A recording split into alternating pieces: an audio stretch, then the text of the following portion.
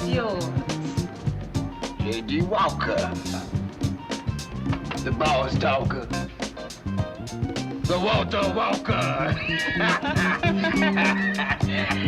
Hey, you really is something else. That's right. Me and Jesus. Revenge is so very, very sweet, especially if you're the restless soul of a swaggering, razor blade wielding, tough as nails 1940s hustler with a golden tongue and a diamond dick. Allegedly. JD's Revenge, which a film critic friend tried in vain to play at our local art house for years, is one of the strongest yet most underrated of the blaxploitation movement's brief but fruitful foray into horror during the 1970s. It deftly blends the outrageous action and ribald humor we've come to expect with a righteously ferocious tale of vengeance, delivered with no-holds-barred abandon by a terrific cast. How is it that mild-mannered law student Isaac Hendricks suddenly becomes possessed by a slain gangster with an axe to grind? Meh. Hypnosis? It's rare for me to bestow a film so much leeway, despite a paper-thin plot catalyst and more than a few plot holes.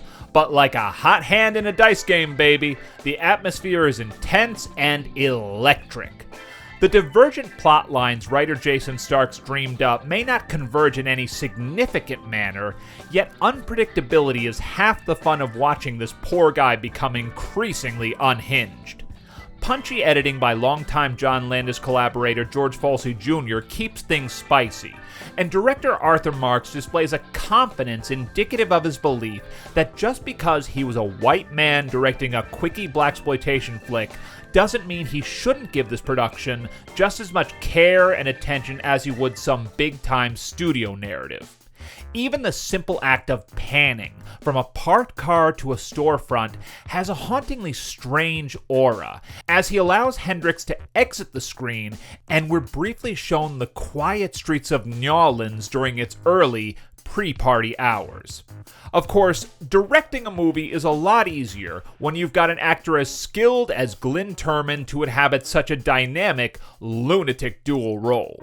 Most folks know Turman for his turn as the unfortunate small-town science teacher from Gremlins, but I think Stripe and the whole gang would think twice before messing around when J.D. Walker's behind the wheel.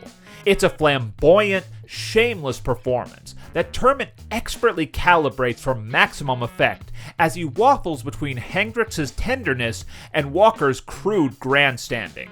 Yes, it's ridiculous, but he imbues this wacky character with an edge that only appears clownish until he gets mean, and oh boy, do things get dark. There are plenty of laughs, but this is one of those situations where the filmmakers chose not to soften the rougher edges of an extremely nasty individual, dead or alive. Long-suffering but not without her own autonomous strength, Joan Pringle does a fine job, but her role gets shunted to the background as JD focuses on Lou Gossett's boxer-turned-preacher and Fred Pinkard's stony businessman. Gossett, displaying the kind of charisma that would later win him an Oscar, is totally believable as a man whose bravado could bring a congregation to their feet. Sex and violence sells, so there's plenty to be found here, especially the grisly gore factor, apropos for the flashbacks to the dingy killing floor of a slaughterhouse.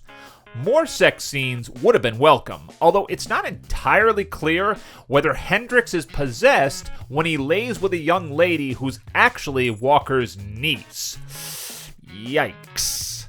Plus, if the timeline is to be believed, she'd be in her mid-30s by then, and Alice Joubert, who also plays Walker's slain sister, does not look that old. Turman's best friend is full of terrible advice, especially for a doctor of all things, and the plot threads involving his friends and an ex-husband cop only play out as exposition. The ending is also far-fetched as both Gossett and the police accept the evil spirit angle while entirely ignoring Walker/Hendricks' brutal attack on a couple from the night before. It's only thanks to the bravura acting that these aspects only do minor damage to what's otherwise a terrifically entertaining possession movie with a blaxploitation twist. Good night, sugar.